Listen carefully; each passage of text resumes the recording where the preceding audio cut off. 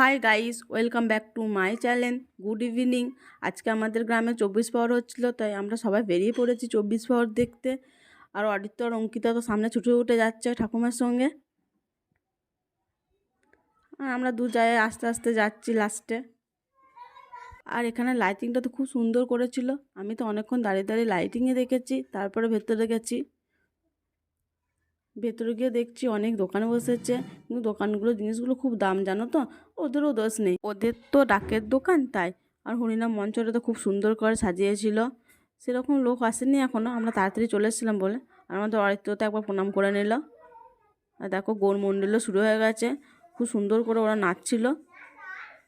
দেখছো এখন কত ভিড় হয়ে গেছে, অনেক লোকজন চলে এসেছে। আমি না বেশিক্ষণ দেখতে পাইনি, অনেক রাত হয়ে গিয়েছিলো তো। আমার মেয়েটা ঘুমানোর জন্য কান্নাকাটি শুরু করে দিয়েছিল।